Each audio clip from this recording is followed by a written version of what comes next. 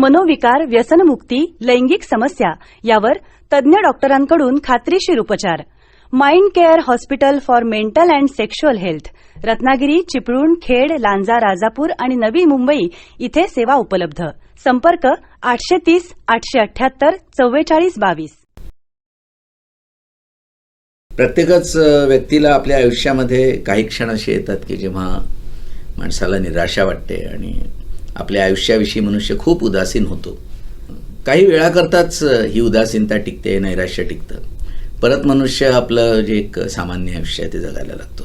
कधी कधी असं होतं की हे एका आजारामध्ये परिवर्तित होऊ शकतं आणि जिथे आपण सर्वसामान्य भाषेमध्ये एक शब्द आता आजकाल वापरायला लागलेलो आहोत, हा माणूस डिप्रेशनमध्ये गेलेला आहे. म्हणून आज आम्ही डॉक्टर अतुल ढगेंना इथे मुद्दामून बोलवलेलं आहे. आपण डॉक्टर साहेब असं म्हणतो की हा माणूस डिप्रेशनमध्ये गेलेला, याला डिप्रेशनचं काय आजार झाला आहे म्हणूया.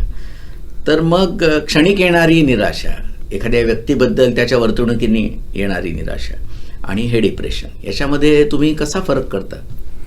नमस्कार. ॲक्च्युली डिप्रेशन किंवा नैराश्य याने किंवा उदासीनता ही नॉर्मल भावना आहे. ते कधी कधी येते ज्यावेळी आपल्या मनाविरुद्ध गोष्ट होते किंवा आपल्या विरुद्ध काहीतरी होतं, त्यावेळी साधारणतः थोड्या वेळासाठी निराशा येणं हे साहजिक आहे. पण त्याचा जर तुमच्या झोपेवरती परिणाम होत असेल, भुकेवरती परिणाम होत असेल आणि दैनंदिन कामावरती जर त्याचा परिणाम होत असेल, नातेसंबंधावरती जर परिणाम होत असेल आणि ते 2 आठवड्यापेक्षा जास्त काळ टिकत असेल, तरच त्याला आपण नैराश्याचा आजार असं म्हणतो. अच्छा. आणि त्यावेळी मग त्या बाकीचेही आणखी त्याचे सिम्पटम्स असतात की चिडचिड होते, राग येतो, छोट्या छोट्या गोष्टीवरून भांडणं होतात किंवा मग कुठल्याही कामामध्ये इंटरेस्ट राहत नाही. आपलं जे रुटीन काम आहे त्या कामामध्ये इंटरेस्ट राहत नाही, काम करायला नको वाटतं. किंवा दुसरे जे आपले छंद आहेत की ज्याच्यामध्ये टी व्ही बघणं असेल किंवा आणखी बाहेर जाणं, वाचणं असेल, तर अशा छंदामधून त्यांची हळूहळू इच्छा कमी होते आणि मग ते म्हणजे 15 दिवसापेक्षा जर जास्त काळ हे जर साधारणतः सिम्पटम्स दिसले तर त्याला आपण नैराश्याचा आजार असं म्हणतो. त्यामुळे सर्वांनी हे समजून घेणं महत्त्वाचं आहे की थोड्या वेळासाठी जर मला नैराश्य वाटलं किंवा उदासीनता वाटली तर तो आजार आहे असं समजायची काही गरज नाही. जसं सिच्युएशन बदलेल तसं तुमचा तो मूड बदलून तुम्हाला चांगलं वाटायला लागू शकतं. पण हे सगळे आपण या आजारांविषयी ऐकतो त्यावेळेला जो सर्वसामान्य जी व्यक्ती असते माझ्यासारखी, त्याला लगेचच वाटलं, म्हणजे तुम्ही आता हे सांगत असताना सुद्धा मला असं वाटलं की नाही आपल्यालाही डिप्रेशन झालं आहे बहुतेक. तर त्याचे तुम्ही जरा अधिक विस्तृत असे प्रकार सांगाल का की कशा गोष्टी जर का आपल्या आयुष्यात आता व्हायला लागल्या तर माणसांनी ओळखावं की कदाचित आपण त्याच्याकडे पूर्ण गेलो नसलो तरी खेचलो जातो आहे? ॲक्च्युली तुम्ही जे म्हटलात की हे ऐकल्यानंतर मला हे वाटलं, ज्यावेळी आम्ही वाचायचो बुक्स त्यावेळी आम्हाला प्रत्येक सायकॅट्रिक आजार असं वाटायचं की तो आम्हाला झालेला आहे.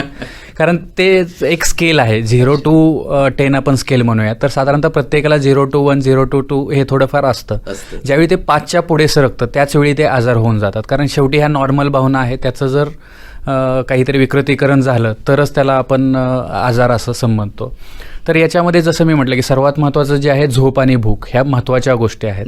तर जर समजा 2 आठवड्यापेक्षा जास्त काळाकरता जर झोप लागत नसेल, झोपायला गेल्यानंतर 2-2, 3-3 तास जर एका कुशीवरून त्या कुशीवर झालं तरी झोप लागत नसेल, किंवा झोप लागल्यानंतर मध्ये सारखं जाग येत असेल, किंवा पहाटे 4-5ला जाग येते आणि त्याच्यानंतर झोपायचा प्रयत्न केला तरी झोप लागत नाही, तर हे झोपेचा डिस्टर्ब हे सर्वात मोठी गोष्ट आहे की त्याच्यामुळे ओळखू येऊ शकतं की आपल्याला तो कदाचित त्रास चालू झाला. त्याच्यासोबत भूक लागत नाही, किंवा भूक लागत नाही म्हणण्यापेक्षा समोर पंचपक्वान्न जरी असली तरी ती खायची इच्छा होत नाही, म्हणजे त्यामध्ये इंटरेस्ट राहत नाही. आणि त्यासोबतच मग स्वतःला उदास वाटू शकतं, रडायला येऊ शकतं, डोळे भरलेले म्हणजे होऊ शकतात, छोट्या छोट्या गोष्टीवरून रडायला येतं किंवा चिडचिड होते. काही लोक म्हणतात की मला उदास वाटतं, पण काही जण बोलत नाहीत परंतु त्यांच्या वागण्यातून ते दिसतं. जर असं विनाकारण जर म्हणजे एखाद्या मुलामुलीवरती एवढा प्रेम करणारा जर वडील जर अचानकपणे चिडचिड करत असेल, राग करत असेल, 2 मिनिटासाठी तिला जवळ घेत नसेल तर कदाचित ते त्याची सुरुवात असू शकते. त्यासोबतच कामावरतीचा जो इंटरेस्ट आहे, गृहिणी असेल तर दररोजचं रुटीन काम असेल, किंवा जर कोणी ऑफिसमध्ये काम करणारा इंटरेस्ट घेणारा माणूस आहे, सगळं काम आपलं व्यवस्थित करतोय, आणि अशा परिस्थितीमध्ये जर अचानकपणे जर तो इंटरेस्ट कमी झाला तर मग तो ओळखायला यायला पाहिजे. आणि जसं म्हटलं की साधारणतः 2 आठवड्या काळापेक्षा जास्त ही लक्षणं टिकायला पाहिजेत. आणि सर्वात महत्त्वाचं म्हणजे त्याच्या तुमच्या डेली जीवनावरती किंवा रुटीनवरती फरक पडायला पाहिजे, किंवा तुमच्या नातेसंबंधावरती त्याचा फरक पडायला पाहिजे. जर हा फरक दिसून येत असेल तरच आपण डिप्रेशनमध्ये जातोय असं म्हणायला हरकत नाही. आणि त्यात तुम्ही झोपेला आणि आपल्या भुकेला हे फार मोठं दोन चांगले डिसाइडिंग फॅक्टर्स आहेत. बरोबर आहे. आणि generally सगळ्यात आपण- महत्त्वाचं जे आहे म्हणजे आता हे तर सदा सौम्य किंवा मध्यम स्वरूपाचं डिप्रेशन झालं, पण एक तीव्र स्वरूपाचं जे डिप्रेशन असतं की तर त्याच्यामध्ये तर मग जे आपण म्हणतो की मी कुठल्याही कामाचा नाही, मी काहीही करू शकत नाही किंवा माझं पुढे काहीही चांगलं होणार नाही, कोणीही मला मदत करू शकणार नाही, असं जे होपलेसनेस, हेल्पलेसनेस आणि वर्थलेसनेस येतं आणि त्याच्यामुळे मरणाचे विचार येतात की मला मरण आलं तर बरं होईल, म्हणजे पॅसिव्ह डेथ विशेष असतात त्या, किंवा मग मी आत्महत्या केलं तर किंवा मी काहीतरी करून जीव संपवलेला बरं राहील. सो हे जर विचार येत असेल तर मग तर ते शुअर शॉट डिप्रेशनच आहे. स्त्री पुरुष असा आपण काही भेद करत नाही, पण दोघांमध्ये वेगवेगळ्या प्रकारे ज्याला आपण एक मॅनिफेस्टेशन म्हणतो, गोष्टी दिसणं म्हणतो, असं या डिप्रेशनचं आहे. बरोबर आहे. साधारणतः स्त्रियामध्ये पुरुषांपेक्षा जास्त प्रमाण आहे डिप्रेशन त्याचं होण्याचं. काय? साधारणतः 14व्या वयापर्यंत हे प्रमाण सेम असतं, म्हणजे स्त्रीला जेवढं चान्सेस आहेत तेवढेच पुरुषांना पण चान्सेस असतात किंवा मुलांना म्हणूयात आपण. परंतु जसं पाळी येते किंवा पाळीचे जे चेंजेस चालू होतात, पहिली पाळी येते त्यावेळीपासून स्त्रियांच्या शरीरामध्ये किंवा हार्मोन्समध्ये खूप मोठ्या प्रमाणात बदल व्हायला चालू होतात.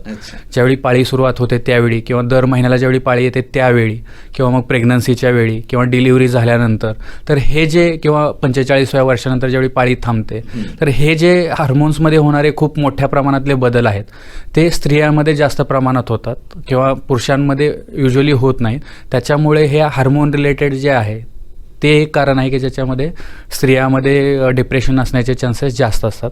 आणि दुसरं जे आहे आपला जो सोशल पोझिशन म्हणूयात स्त्रियांची, ती थोडीशी अजूनही त्या लेवललाच आहे. म्हणजे आज जरी स्त्री काम करत असेल तर तिला घरचंही सांभाळावंच लागतं. सो हे दोन्ही बॅलन्स करणं, किंवा मग काही काही ठिकाणी हजबंड दारू पित असेल तर ते टेन्शन आहे, किंवा गावाकडची अजूनही परिस्थिती स्त्रियांना कमीच लेखलं जातं किंवा त्यांना कुठेही डिमांड दिली जात नाही किंवा त्यांना ते हे बाकीच्या सगळ्या गोष्टी ज्या पूर्वीपासून आहेत त्या सहनच कराव्या लागतात. सो हे जी त्यांची सोशल पोझिशन आहे हे एक कारण आहे की ज्याच्यामुळे स्त्रियांमध्ये डिप्रेशन येण्याचं प्रमाण जास्त आहे. पुरुषांच्या बाबतीत काय सांगाल तुम्ही? पुरुषांच्या बाबतीत कम्पॅरेटिव्हली कमी चान्सेस आहेत, म्हणजे आहेत परंतु कम्पॅरेटिव्हली कमी चान्सेस आहेत. नोकरी व्यवसायाच्या निमित्ताने ते फार काय म्हणतात त्याला अखंड बिझी असतात, हे त्याचं कदाचित कारण असावं. ॲक्च्युली तो एक फायदाही असू शकतो की मला डिप्रेशनमध्ये जर आहे तर मी काम केलं तर थोडंसं मला बरं वाटतं, हे एक कारण असू शकतं. किंवा दुसरं जे आहे ते पुरुषांकडे बाकीचे आणखी आउटलेट्स आहेत, जसं की म्हटलं दारू पिणं. सो हे अशा पद्धतीमध्ये ते डिप्रेशन झाकून जातं की म्हणजे बऱ्याच वेळी टेन्शन आलं म्हटलं की हे लोक दारू पिऊन आपला जो तो तणाव आहे तो कमी करायचा प्रयत्न करतात. ॲक्च्युली तो चांगला मार्ग नाही आहे, पण शेवटी ते त्याच्यामध्ये ते झाकलं जातं की जो पेशंट अल्कोहोलचा आहे किंवा दारू पिणारा आहे तर बऱ्याच वेळी तो डिप्रेशनमुळे त्याने सुरुवात केली असण्याची शक्यता सुद्धा असते. तो एका रोगाकडनं दुसऱ्या रोगाकडे, बरोबर आहे, आणि त्याच्यापेक्षा सुद्धा वाईट ठरतो. बरोबर आहे. किंवा मग दुसरं जे आहे ते समोरच्या व्यक्तीवरती राग काढणं किंवा बोलणं. पुरुष हे राग काढू शकतात, बायकोवरती रागवू शकतात किंवा आणखी कोणावर लागू शकतात. तसं स्त्रियांचं होत नाही. त्यांना ते मनात सगळं कोंडमारा होतो की सासूलाही बोलू शकत नाही, नवऱ्यालाही बोलू शकत नाही, उद्या बोलले तर मग ते प्रकरण कुठे जाईल सांगता येत नाही. सो त्यात ते वाढत जातं. पुरुषांना हे थोडेसे आउटलेट आहे ज्याच्यामुळे त्यांचा हे भावनिक निचरा व्हायला मदत होते. आपल्या इथे एकंदरीतच भारतीय व्यवस्थेमध्ये कुटुंब व्यवस्था ही खूप महत्त्वाची आहे, स्ट्रॉंग पण आहे. आणि त्याच्यामुळे असं होतं का की जिथे कुटुंब मोठं आहे, आजी आजोबा आहेत, इतरही काही मेंबर्स आहेत, 7-8 जण एकत्र राहत आहेत, आणि नवरा बायको मूल अशा दुसरीकडे ज्याला आपण एक लहान फॅमिली आहे, तर या दोन वेगवेगळ्या प्रकारच्या कुटुंबांमध्ये राहणाऱ्या लोकांमध्ये डिप्रेशन वेगवेगळ्या प्रकारे काम करतं. डेफिनेटली. कारण जसं आपण म्हटलं की ज्यावेळी आपल्याला मानसिक तणाव येतो त्यावेळी आपल्याला कुणीतरी बोलणारं पाहिजे, त्याचा निचरा व्हायला पाहिजे. सो अशावेळी ज्यावेळी एकत्रित कुटुंब पद्धती असते त्यावेळी आपण कोणाला तरी सांगू शकतो. समजा एका व्यक्तीसोबत भांडण झालं तर आपण दुसऱ्याला सांगू शकतो की हे असं असं होतं, किंवा ते मध्ये इंटरव्हीन करून ते सॉल्व्ह करायचा प्रयत्न करू शकतात. परंतु जे फक्त नवरा बायको असतील आणि त्या दोघात भांडण झालं तर ते सोडवणार कोण किंवा मग ते बोलायचं कोणाशी. बरोबर. तर ह्यामुळे थोडंसं म्हणजे एकत्रित कुटुंब पद्धतीमध्ये डिप्रेशनचं प्रमाण कमी होतं, जे आता वाढत चालेल. न्यूक्लिअर फॅमिली येत असल्यामुळे आता ते प्रमाण वाढत चाललेलं आहे.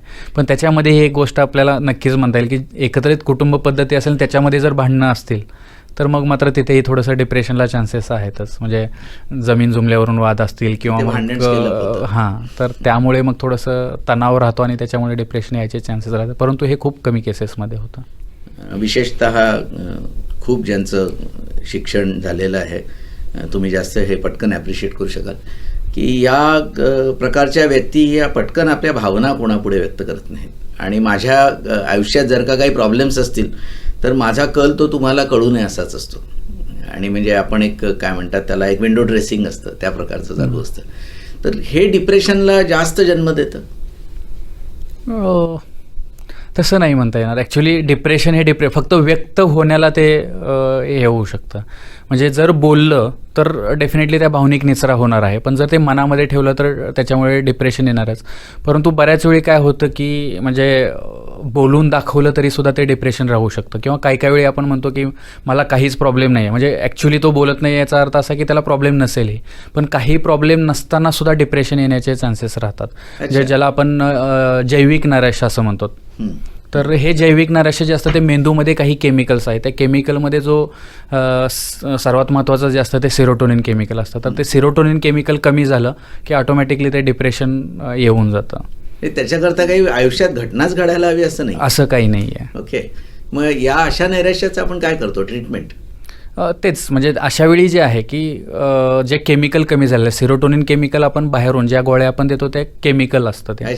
सो ते केमिकल भरलं जातं आणि ते केमिकल एकदा नॉर्मल लेवलवरती आलं की मग ते सिम्पटम्स किंवा ते जे डिप्रेशन आहे ते पूर्णपणे कमी होऊन जातं. म्हणजे त्याला सायकॅट्रिक ट्रीटमेंटची काही गरज नसते. नाही, ते सायकॅट्रिक ट्रीटमेंट झालं. म्हणजे ट्रीटमेंट आहे पण ती केमिकलनी म्हणजे औषध गोळ्या त्याच्यामध्ये जास्त महत्त्वाच्या असतात.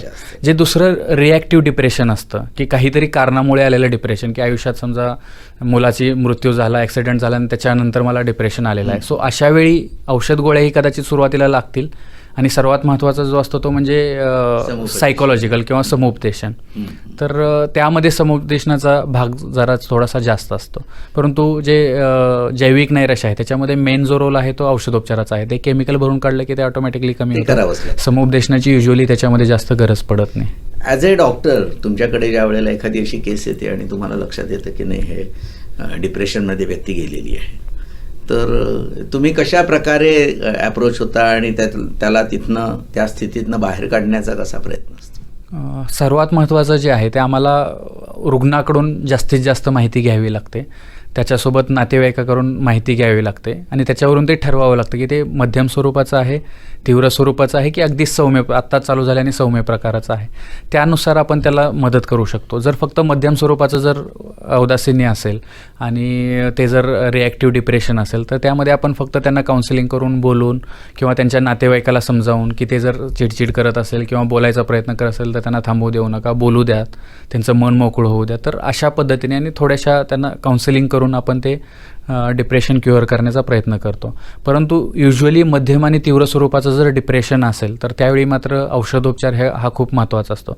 कारण शेवटी जरी तो मानसिक धक्का बसलेला असेल, तो मानसिक धक्का हे जरी कारण असेल तर त्या मानसिक धक्क्यामुळेच मेंदूमधलं ते केमिकल कमी झालेलं असतं आणि ते केमिकल त्यावेळी भरून काढणं हे खूप महत्त्वाचं असतं. बऱ्याच जणांना असं वाटतं की मग ते वेळ गेला की ते व्यवस्थित होईल, परंतु ते वेळ जाईपर्यंत ते केमिकल कुठल्या लेवलला जाईल हे सांगता येत नाही. सो ते केमिकल त्याच वेळी भरून काढणं आणि त्या औदासिन्यातून त्यांना बाहेर काढणं हे खूप महत्त्वाचं असतं. आणि ज्यावेळी मग ते स्टेबल होतील त्यावेळी त्यांना काउन्सिलिंग करणं पर्यायाने त्याच्यामध्ये येतं. आणि तीव्र स्वरूपाचं जर असेल, जसं म्हटलं की आत्महत्येचे विचार असतील किंवा मृत्यूचे विचार असतील व्यक्ती गेली तर किंवा काही जणांमध्ये सायकॉटिक फीचर्स पण येतात. सायकॉटिक इन द सेन्स वेडसरपणा ज्याला आपण म्हणतो की एकटं बसून बडबड करणं, हातवारे करणं किंवा कोणीतरी मला मारतंय, कोणीतरी मला काहीतरी करणार आहे, असे जे वेडसरपणाची जी लक्षणं आहेत तर ही सायकोसिस जर आलं तर हे आपण तीव्र स्वरूपाचं डिप्रेशन आपण त्याला म्हणू शकतो. आणि या डिप्रेशनमध्ये मात्र मग बऱ्याच वेळी पेशंट स्वतःला किंवा दुसऱ्याला इजा करण्याची शक्यता जास्त असते. त्यामुळे त्यावेळी कदाचित त्यांना ॲडमिट करून उपचार करण्याची सुद्धा गरज पडते. आणि सगळ्यात महत्त्वाचा म्हणजे यात जो उपचार असतो तो म्हणजे ECT किंवा शॉक ट्रीटमेंट आपण ज्याला कॉमन भाषेमध्ये म्हणतो, याच्याबद्दल लोकांमध्ये खूप गैरसमज आहेत ॲक्च्युली. आणि पण हिंदी हा चित्रपटांनी ते फार वाढवून ठेवलेलं खूपच आहे. विचित्रपणात त्याच्यात दाखवलं जातं. तर हा एक खूप चांगला म्हणजे रामबाण उपाय आम्ही असं म्हणतो, की म्हणजे बऱ्याच वेळी हे जे सुसाईडचे विचार असतात ते 2 ते 3 ECT दिले की बऱ्यापैकी ते कमी म्हणजे 50% ते सुसाईडचे विचार कमी होतात आणि पेशंट बऱ्यापैकी पूर्वपदावरती यायला लागतो आणि नंतर मग गोळ्या औषधाने ते मेंटेन होऊ शकतं, काउन्सिलिंगने मेंटेन होऊ शकतो. परंतु सुरुवातीला कदाचित तीव्र स्वरूपाच्या निराशामध्ये ॲडमिट करणं आणि कदाचित ECTची सुद्धा गरज पडू शकते. म्हणजे प्रत्येकालाच पडेल असं नाही, कारण औषध गोळ्या दिल्या तर किंवा ॲडमिट करून जर त्याला निगराणीखाली राखलं तर निगराणी जर ठेवली तर तो आत्महत्या करण्याचे चान्सेस कमी होतील. आणि अशावेळी आम्ही रिलेटिव्हचंही काउन्सिलिंग करतो की जरी तुम्ही घरी ठेवणार असाल तर काही प्रॉब्लेम नाही, फक्त औषध गोळ्या तुम्ही स्वतः त्यांना व्यवस्थित सकाळ संध्याकाळ काढून देणं गरजेचं असतं. कारण अशावेळी ऑलरेडी त्यांच्या मनात विचार असतील आणि त्यांना जर म्हणजे ह्या जर गोळ्या सापडल्या तर ह्या गोळ्या थोड्याशा ब्रेनवरती काम करणार असल्यामुळे डेंजरस असू शकतात. सो त्या सुपरवाइज मेडिकेशन देणं हे खूप महत्त्वाचं असतं, ते नातेवाईकांना समजावणं खूप गरजेचं असतं. आणि दुसरं म्हणजे त्यांच्यावरती कंटिन्युअस वॉच ठेवणं किंवा ज्या सुसाईडच्या ज्या वस्तू आहेत म्हणजे चाकू असेल किंवा मॉर्टिन, रॅटकिल, हे काही पॉयझन्सचे काय अजून काही प्रकार असतील किंवा एकट्याला त्याला रूममध्ये ठेवणं, तर हेच थोडंसं लक्ष ठेवणं खूप महत्त्वाचं असतं आणि ते या गोष्टी त्याच्यापासून दूर करणं खूप महत्त्वाचं असतं. कारण कधी तो विचार त्याच्यावरती हावी होईल तो सांगता येत नाही. सो हे नातेवाईकांनी त्यावेळी खूप काळजी घेणं खूप महत्त्वाचं असतं. मला काहीतरी शारीरिक आजार झालेला आहे असं म्हणून यायला शक्यतो कोणाची काही फार मोठी कंप्लेंट नसते, माझं डोकं दुखतं आहे, पोट दुखतं आहे वगैरे वगैरे. पण मला काहीतरी मानसिक आजार झाला आहे म्हणून चला मला आता डॉक्टरांकडे घेऊन चला असं म्हणायला व्यक्ती अशी पटकन तयार होत नाही. तर तुमच्याकडे आलेली जी व्यक्ती असते, पेशंट असतो, तर त्याचा काही प्रमाणात असा एक रेझिस्टन्स असतो की मला काय झालं आहे, का आणलं आहे मला इथे, असं कधी तुम्हाला जाणवलं? बरोबर आहे. एकतर म्हणजे बऱ्याच वेळी पेशंट शेवटच्या स्टेजलाच आमच्याकडे येतो. म्हणजे सुरुवातीचे दिवस ते ह्या विचारामध्येच बऱ्याच जणांचे जातात, कारण त्याच्यामध्ये सामाजिक कलंक जो आहे तो खूप महत्त्वाचा आहे. तुम्हाला मी काय वेडा वाटतो काय? हां, म्हणजे आपण सायकॅट्रिस्टकडे जातोय किंवा मनोविकार तज्ञाकडे जातोय म्हणजे आपण वेडे आहोत असे लोक म्हणतील. ह्या भीतीपोटी बरेच जण लोक सायकॅट्रिस्टकडे जात नाहीत. ॲक्च्युली वेडसरपणा हा फक्त 10% भाग आहे जो सायकॅट्रिस्ट उपचार करतात. 90% ह्या डिप्रेशन, अँझायटी अशा गोष्टी आहेत ज्याच्यामध्ये तो वेडसरपणा नसतो, फक्त तुमचा मानसिक थोडासा तोल किंवा तो मानसिक त्रास तुम्हाला असतो. बरोबर. तर अशा वेळी बऱ्याच जण स्वतःही म्हणजे खूप शिकलेले लोकसुद्धा याच्यापासून वाचायचा प्रयत्न करतात किंवा पण ते वाचणं शक्य नसतं. ते उलट वाढत जातं आणि नंतर मग शेवटची पर्यायाला तुम्हाला म्हणजे जावंच लागतं. आणि दुसरी गोष्ट जसं म्हटलं की डिप्रेशनमध्ये व्यक्त होण्याचे 2 प्रकार आहेत. एक व्यक्ती स्वतः म्हणतो की मला उदास वाटतं आहे किंवा मला रडायला येतं आहे, परंतु दुसरं जसं म्हटलं की चिडचिड करणारे, म्हणजे त्यांचा मूळ जो असतो नेहमी चिडखोरपणा, दुसऱ्यांना त्रास देणं, तर हे ते स्वतः कबूल करत नाहीत आणि ते दुसऱ्यावरती व्यक्त करायचा प्रयत्न करतात. सो अशा लोकांमध्ये रेझिस्टन्सचा प्रमाण थोडासा जास्त असतो. ज्यांना स्वतःला वाटतं की मी उदास आहे, मला रडायला वाटतं आहे, मला व्यवस्थित, त्यांच्यामध्ये थोडासा ॲक्सेप्टन्स येतो की मला आता गरज आहे, मला उपचार घेणं खूप गरजेचं आहे. त्यावेळी मग त्यांच्यामध्ये रेझिस्टन्स खूप कमी असतो. परंतु जे मान्य म्हणजे करायलाच तयार नसतात त्यांच्यामध्ये थोडंसं म्हणजे चिडचिडपणा जो हा आहे त्याच्यामध्ये नैराश्याचं थोडंसं रेझिस्टन्स जास्त असतो की मला काहीही झालेलं नाही आहे. जसं तुम्ही मेडिकल भाषेमध्ये पोस्ट ऑपरेटिव्ह केअर हा शब्द सतत वापरता, तसं कुटुंबामध्ये की तुमच्या इथे एक ट्रीटमेंट सुरू आहे, रेग्युलर ट्रीटमेंट सुरू आहे, तर कुटुंबामधलं वातावरण आहे आणि हे खूप छान वातावरण आहे. त्या माणसाविषयी एक प्रेम, स्नेह, आस्था सगळ्या व्यक्तींना आहे. तर ही किती प्रमाणात त्या व्यक्तीला बरं करायला जबाबदार ठरते? डेफिनेटली जेवढं म्हणजे व्यवस्थित काळजी घेणारे असतील तेवढं याच्यामध्ये प्रोग्नोसिस चांगलं असतं की पेशंट चांगले व्हायचे चान्सेस आणि तो व्यवस्थित मेंटेन व्हायचे चान्सेस खूप चांगले असतात. कारण याच्यामध्ये सगळ्यात महत्त्वाचं जे आहे ते म्हणजे रेग्युलर उपचार घेणं हा खूप महत्त्वाचा भाग आहे. कारण ज्यावेळी डिप्रेशन पहिल्या वेळी होतं त्यावेळी साधारणतः 6 ते 8 महिन्याची ही ट्रीटमेंट असते. जर ह्या 6 ते 8 महिन्यात जर ट्रीटमेंट आता बरा झाला आहे, 1-2 महिन्यातच तो बरा झाला आणि मग कशाला आता गोळ्या घ्यायच्या, अशा विचाराने जर त्यांनी ट्रीटमेंट बंद केली तर मग परत ते दुसऱ्या वेळी होतं आणि दुसऱ्या वेळी मग 2 वर्ष गोळ्या घ्याव्या लागतात. अर्धवट ट्रीटमेंट उपयोगाची नाही. आणि जर दुसऱ्या वेळी बंद झाली तर मग मात्र कदाचित त्यांना आयुष्यभर सुद्धा गोळ्या घ्याव्या लागू शकतात. तो आजार जो आहे तो डायबिटीस, ब्लड प्रेशर सारखा होऊन जातो, ज्याच्यामध्ये गोळ्या घेतल्या तरच त्यांना बरं वाटेल, नाहीतर मग परत त्रास चालू होईल. तर अशा जर म्हणजे घरची जर परिस्थिती चांगली असेल, ते व्यवस्थित सांभाळून घेणारे असतील, लक्ष देणारे असतील, तर साधारणतः ही ट्रीटमेंट चांगल्या पद्धतीने घेतली जातात आणि पुढे ते आयुष्य एकदम चांगल्या पद्धतीने म्हणजे नॉर्मल आयुष्य जगायला त्यांना काहीही प्रॉब्लेम येत नाही. दुसरी गोष्ट जसं म्हटलात की तणाव न ठेवणं घरामध्ये, स्नेह माया या गोष्टी आहेत. तर हे मानसिक तोल किंवा व्यवस्थित ठेवण्यासाठी किंवा मानसिक तणाव येऊ नये ह्याच्यासाठी हे खूप महत्त्वाचं असतं. आणि बऱ्याच वेळी हे उदासपणाचं जसं म्हटलं की मानसिक तणाव आला की हे डिप्रेशन बळावण्याचं म्हणजे होण्याचंही आणि परत रिपीट येण्याचंही प्रमाण थोडंसं जास्त असतं.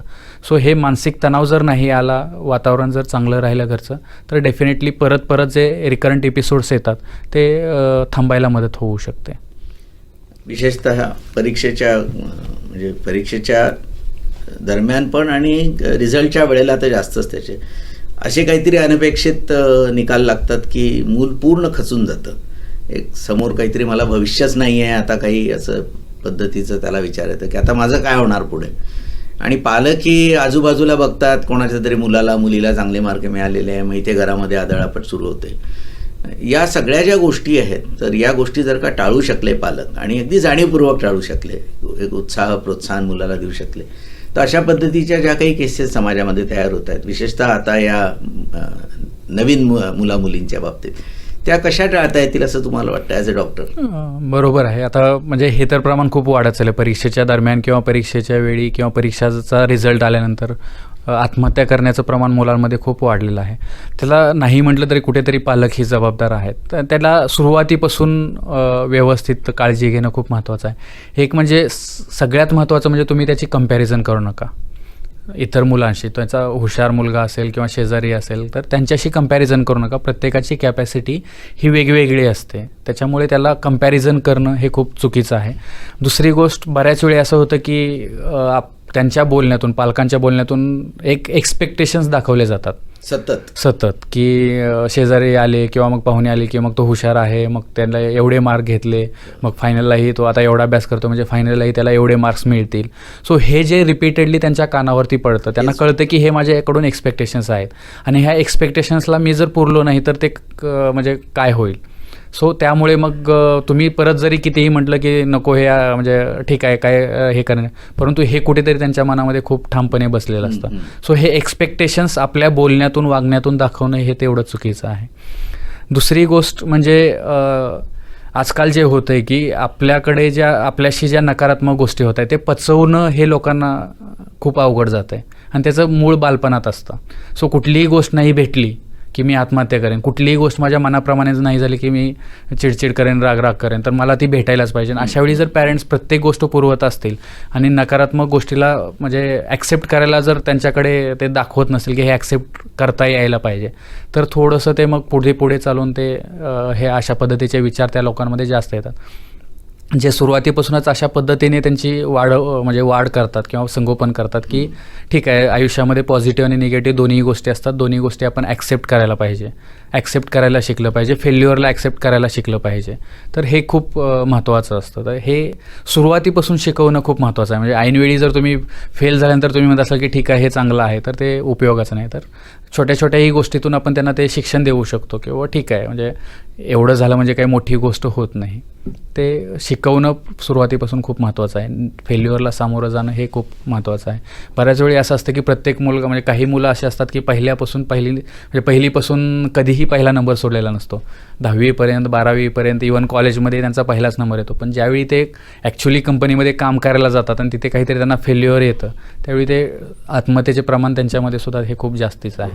त्याविरुद्ध जर काही असे असतील की ठीक आहे म्हणजे काठावरती पास झालेत किंवा मग ऑन ॲन ॲव्हरेज मार्काने पास झालेत, परंतु बॅलन्स लाईफ ते ज्यांनी ठेवलेली आहे बाकीच्या सगळ्या गोष्टी करून वगैरे, तर त्यांच्यामध्ये हे आत्महत्येचं प्रमाण खूप कमी राहतं. कारण फेल्युअरला सामोरं जाणं आणि ते ॲक्सेप्ट करणं हे खूप चांगल्या पद्धतीने त्यांना माहिती आहे. नाही ऐकायची सवय नसते. बरोबर आहे. आपण तुम्ही जसं म्हणालात तर मला एक सहज अशी गोष्ट आता हे ऐकताना आठवली की काही मुलांना सवय असते की त्यांच्या मनासारखं जर का झालं नाही तर ती मुलं फरशीवर डोकं आपटतात अगदी लहानपणी, आणि नंतर पालक ते लगेच तसं करून टाकतात किंवा डोकं आपटता येतं नको, आणि मग पुढे ते डोकं आपटणं राहत नाही, पण त्याच्याहून भीषण काहीतरी ती मुलं करतात नंतर. आणि तेव्हा आपण त्यांना ऐकलेलं असतं, त्यामुळे मग नाही ऐकायची सवयच उरत नाही over the course of time ज्याला आपण म्हणतो. बरोबर आहे. आता सध्या हा विटॅमिन नो नावाचा नवीन प्रकार आला आहे सायकोलॉजीमध्ये. विटॅमिन नो म्हणजे बाकी तर ABCD आपण आपल्याला माहीतच आहेत. हा विटॅमिन नो नावाचा असा तोच प्रकार आहे की ज्या म्हणजे मुलं असो, कुठलीही मुलं असो, साधारणतः त्यांना नाही म्हणणं किंवा ह्या विटॅमिनचा डोस देणं हे खूप गरजेचं आहे. तर साधारणतः पालकांनी जज करणं महत्त्वाचं आहे की ठीक आहे, ह्या गोष्टीची खरंच त्यांना आवश्यकता आहे का. नसेल तर फ्रँकली नाही म्हणणं हे खूप महत्त्वाचं आहे. आणि त्यांनी अशा काही पद्धतीने प्रकार केले तर त्यांना समजावून सांगणं की ठीक आहे, आम्ही हे जरी देऊ शकलो नसतो तरी आम्ही तुझ्यावरती प्रेम करतो, किंवा हे चुकीचं आहे आणि ते तुला भेटणार नाही, मग तू काहीही केलं तरी चालेल. हे सुरुवातीपासून सांगणं खूप महत्त्वाचं आहे, कारण हे डिमांडिंग वाढत जातं. नाही तर म्हणजे आज एखाद्या छोट्या खेळण्यासाठी जो करणार आहे तो उद्या मोठ्या महागड्या मोबाईलसाठी करेल, परत मग बाकी काही म्हणजे गाडीसाठी. तर अशा पद्धतीचे जे प्रकार आहेत, मग एक गोष्ट तुम्ही पुरवली की त्याला माहीत होतं की आपण जर हे असं जर काही केलं तर आपली ती इच्छा पूर्ण होणार आहे. आणि त्याची दुसरी बाजू अशी असते की मला नाही मिळालं, मग आम्हाला कुठे होतं, मग चला मुलांना तरी मिळू द्या. हा पण एक चुकीचा विचार परत त्याच्यात. बरोबर आहे. तर हे थोडंसं टाळणं खूप महत्त्वाचं आहे. म्हणजे मला नाही भेटलं किंवा मला ते एन्जॉय करता नाही आलं किंवा आमची परिस्थिती नव्हती, आता माझी परिस्थिती आहे म्हणून मी त्याला दिलं पाहिजे. पण त्याच्यामुळे मग मुलं म्हणजे त्यांचं बिघडत जाऊ शकतं. त्याच्यामुळे फक्त परिस्थिती आहे म्हणून ते देऊ नका, तर गरज किती आहे हे पण थोडंसं लक्ष देणं खूप महत्त्वाचं आहे. श्रोतेहो, डॉक्टरांनी 2 टोकं खूप छान सांगितली आहेत की एकतर इतक्या एक्सपेक्टेशन ठेवू नका की मुलं ते पूर्णच करू शकणार नाही, आणि दुसरं टोक की ते जे म्हणतील ते देऊ नका, कारण परिस्थिती तुमची जरी असली तरी त्या मुलाच्या दृष्टीने तुम्ही काही चांगलं करत नसता. आणि आपण मुलाला ज्या वेळेला सांगतो की तो शेजारच्याचा मुलगा हुशार आहे किंवा शेजारच्याची मुलगी हुशार आहे, त्यावेळेला आपण लक्षात ठेवलं पाहिजे की आपणही कुठे आईन्स्टाईन आहोत. त्यामुळे तरी आपण जगतोच आहे आपलं आयुष्य, तसं त्याच्यापेक्षा कदाचित असतीलही हुशार मुलं मुली, पण तरी त्याचं किंवा तिचं आयुष्य खराब करायचं आपल्याला काहीच अधिकार नाही आहे. एक छोटीशी गोष्ट मी म्हणजे मोबाईलवरती आजकाल सर्क्युलेट होते. तर एक वडील आणि मुलगा कारमध्ये चाललेले असतात. सो ते साधारणतः मारुती सुझुकीची स्विफ्टची गाडी असते, मागून एक स्कोडाची गाडी येते आणि ते पुढे जाते. मुलगा म्हणतो पप्पा वाढवा ना, स्पीड वाढवा. ते वाढवतात, पोहोचू शकत नाहीत. दुसरी गाडी पुढे जाते किंवा त्या गाडीपर्यंत ते पोहोचू शकत नाही. तो मुलगा म्हणतो की वाढवा ना. तो म्हणतो अरे आपली गाडी साधी गाडी आहे आणि त्यांची गाडी स्कोडाची गाडी आहे, आपण त्यांची स्पीडला ते मॅच नाही करू शकत. मग तो मुलगा म्हणतो की मग हीच गोष्ट तुम्ही माझ्या बाबतीत का समजून घेत नाही. ओके. म्हणजे बाकीच्या मुलाशी ज्यावेळी तुम्ही कम्पेअर करता त्यावेळी तुम्ही हे विचार करा ना की त्याची कॅपॅसिटी वेगळी आहे, त्याची ॲबिलिटी वेगळी आहे आणि माझी ॲबिलिटी वेगळी आहे. तर हे खूप छान गोष्ट आहे. हे प्रत्येक पालकांना लक्षात ठेवणं तेवढंच गरजेचं आहे. म्हणजे आपण जसं अवाजवी अपेक्षा आपल्या कडून करतोय, तशाच अपेक्षा आता तोही करतो, त्यावेळेला आपल्याला ते कळतं की ते शक्य नाही आहे म्हणून. तेव्हा श्रोते हो, आपण पालकाच्या भूमिकेमध्ये असू तर आपण लक्षात ठेवलं पाहिजे की मुलांचं आरोग्य हे बेसिकली आपल्या हातात आहे. आणि व्यक्ती म्हणून आपण जर काही मुलाखत ऐकत असू तर स्वतःला प्रोटेक्ट करणंही आपल्याच हातात आहे, कारण जीवनात सगळं काही आपल्या मनासारखं कधीच होत नाही. तर काही होतं, काही होत नाही, तर याच्यामध्येच आपल्याला जगायचं आहे. कदाचित जीवन यालाच म्हणत असावं. डॉक्टर आपण आलात आणि खूप महत्त्वाची माहिती आहे ही. खरं बऱ्याच वेळेला असं होतं की हे सगळं आपल्याला माहिती असतं, पण कोणी सांगितलं की आपल्याला पटतं. आणि खरे तर आकाशवाणीच्या कार्यक्रमाचं उद्देश हेच असतात की जे आपल्याला माहिती असतं ते परत परत ऐकणं, कारण जे आपल्याला माहिती नाही ते आपल्याला पटायची शक्यता फार कमी असते. पण हाच एक साक्षात्कार यालाच म्हणूया आपण. तर तुम्ही अशा पद्धतीने या एका जीवनाला एका नवीन दृष्टीने बघाल. डॉक्टरांचे आभार मानतो आणि थांबूया इथे. नमस्कार.